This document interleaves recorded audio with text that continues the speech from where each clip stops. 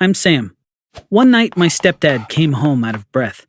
Turn off the lights. They were following me, but I got rid of them. They can't find out where I live, or else I'm done for. I turned off all the lights. My mom screamed, "What's going on? Who are you running away from? Have you been gambling again?" My stepdad shut her up by saying, "Keep your voice down. They'll hear you. These men are armed. Trust me, you don't want them to find me." He waited anxiously all night in the dark, listening to the sounds outside. Whenever a car passed by, our hearts started pounding. I'd never been so scared in my life. My stepdad Keith has a gambling problem. As usual, he lost all the money he had on him. Then he borrowed more money from the casino. He gambled that away as well. The owner of the casino said, "You have 1 week. If you don't pay, you'll owe me twice as much." My stepdad couldn't pay it back. Months passed by. His debt kept going up. Eventually, the owner of the casino decided to take matters into his own hands. My dad died when I was 10. My mom was really lonely after that. She needed someone she could share her life with.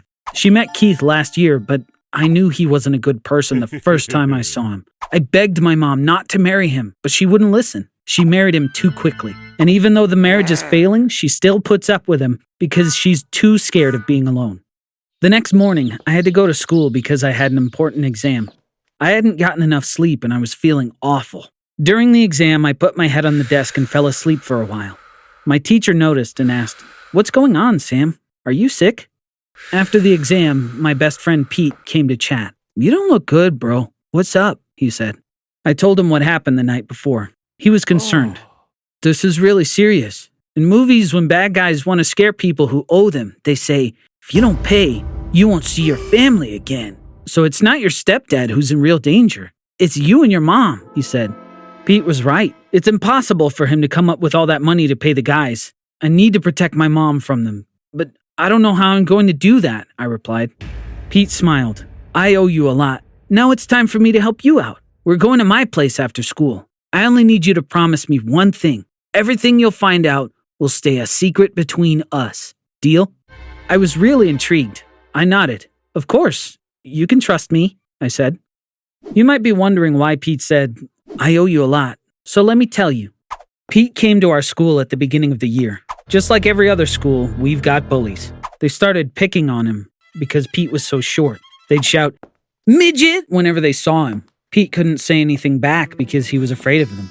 We had just met. Once, they started picking on Pete while I was with him, but I taught those bullies a lesson that day. From then on, they kept away from us. Afterward, Pete always felt like he owed me, but I didn't expect anything in return since he was my friend. I'd never been to Pete's house. "Which bus goes to your place?" I asked. He smiled. "We're not taking the bus. You're going to learn a lot of things about me today," he said.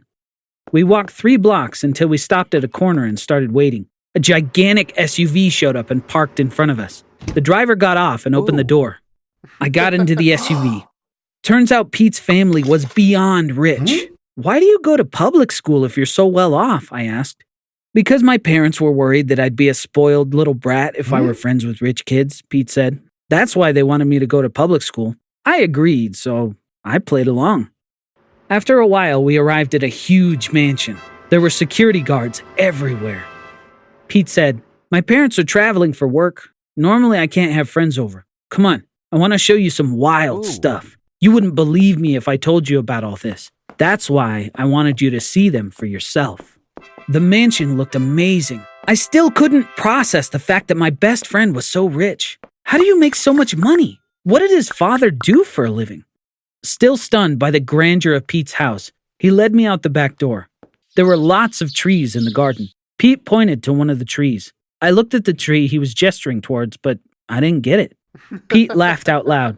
"Bro, look a little closer. Notice anything strange about these trees?" I looked at the tree again. "What? No way! That's impossible!" I screamed. What I thought were leaves turned out to be money. As I moved in closer, I realized that they were all $100 bills. Then I looked at the other trees. They were full of money too. I turned to Pete and said, "You're not pranking me, are you?" "Of course not. These are money trees," he said. "These trees are the source of my family's fortune. More specifically, the leaves we pick from them," he replied. Soon after, we went to Pete's room. I couldn't help but start yelling in excitement. "This is all at once the most ridiculous, unbelievable, and miraculous thing I've ever seen in my life. Pete said, actually, if you look at it, it's not a miracle. It's science. My dad's a botanist. He worked on this crazy project for 12 years and finally succeeded in engineering trees that can grow money. Then he took out a box. Inside were things that looked like nuts, but they were green in color. He took one out and offered it to me. What you're holding in your hand is a money plant seed. It grows up to 6 feet in only 10 days and yields 200 $1 bills. You can think of the bills like fruit. If you don't pick the fruit, they'll ripen. Ooh. In 10 more days, $1 bills become $10 bills. Once 30 days pass, $10 bills mature to $100 bills. After harvesting all the bills in the tree at full maturity, you'll have $20,000. Then the cycle starts again. 10 days later, you get $1 bills, 20 days, you get $10 bills, 30 days, you get $100 bills, and so on. The numbers may sound confusing, but all you really need to remember is you can get $20,000 a month from one tree. That adds up to $240,000 a year. I was listening to him in shock. If I hadn't just seen the money trees, I would have never believed what Pete was telling me. Pete said, my dad gives me one money plant seed every birthday. That way I can grow my own money trees in the future. The seed I gave you is yours now. You can pay off your stepdad's debt with it. And thanks to the money tree, you can live all your life without worrying about money. I was so excited. This was such a big gift. I hugged Pete. I will never, ever forget this. I could never even dream to repay you, I told him. Pete's driver was going to drop me off at home. I said goodbye to my friend and got in the SUV. On the way, I started thinking about what I needed to do. First of all, I decided not to mention the money tree to my stepdad. If I told him, he wouldn't believe me anyway. But should I tell my mom? It made more sense to hide it from her as well for now. Maybe I can tell her down the line. My priority was to grow the tree and pay off my stepdad's debt with the first crop. When I came home, I found my mom and stepdad fighting. What difference does it make if you sell the furniture? My mom said. You're saying you owe them $10,000. You couldn't even get $1,000 for everything here. If we make $1,000 selling off the furniture, my stepdad shouted back, then the amount I owe goes down to $9,000. This is our problem. Everyone needs to chip in. Then he turned to me. Sam, you can't cruise anymore. You're going to quit school and start working. His tone grew more intense. You will give me every penny you make. I glowered back at him. I'll pay off your debt, I said coldly, but you need to ask for more time. Convince them to wait for 1 more month. Tell them that if they agree, you'll give them double, $20,000 instead of 10. My stepdad didn't take me seriously. What the heck are you on, kid? How are you going to come up with $20,000 in a month? He screamed. What else you got? I responded calmly, holding my ground. Besides, I'm not doing this for you, but for Mom. He stared at me. He didn't believe me, but he obviously needed more time anyway. Okay, I'll go and talk to the guys. But if we can't put together $20,000 by next month, it's over. You will have to say goodbye to your mom. I went to my room without a word. Now I could see the real extent of Pete's generosity. Thanks to him, not only could I pay the debt, but I would also never have to work again in my life. After everyone went to sleep, I snuck out to the backyard. There was a gap between the tall garden fence and the house itself. I was sure that no one had been there in years. It was completely out of sight. I could grow the money tree here without anybody noticing. I turned on my phone's flashlight to find a good spot and planted the seed.